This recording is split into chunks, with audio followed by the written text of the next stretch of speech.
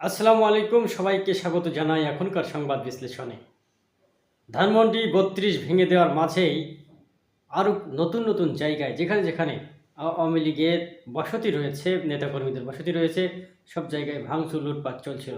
সেটি অনেকাংশে থামিয়ে দেওয়ার জন্য পিনাকি ভট্টাচার্য সহ অন্যান্য সবাই থেমে যেতে বলেছেন যে অনেক হয়েছে, এবার থামুন।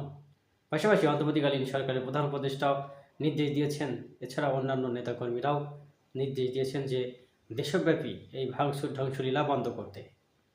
কারণ এই মব জাস্টিসের বা শেখ হাসিনার দেখানো পথেই যদি আমরা হাঁটি, তাহলে শেখ হাসিনা এবং আমাদের মধ্যে কোনো পার্থক্য রইল না। এমনই বক্তব্য দিচ্ছেন বিশিষ্টজনেরা।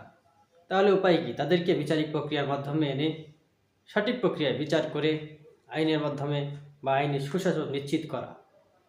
অপরাধ করলেই তাকে পিটিয়ে হত্যা করা বা তার বাড়িঘর জ্বালিয়ে পুড়িয়ে দেওয়া, এই থেকে এখন বেরিয়ে আসতে হবে, এমনটি বলছেন নতুন বাংলাদেশ গড়ার কারিগরেরা। এই ছিল এখনকার মতো বিশ্লেষণ। আর বিভিন্ন জায়গায় আমরা দেখতে পাচ্ছি গুজব সংবাদ দেওয়া হচ্ছে যে ছাত্রলীগ মাঠে নেমেছে, মিছিল করছে। আসলে ছাত্রলীগের কোনো অস্তিত্বই নেই বাংলাদেশে বর্তমানে। যে সকল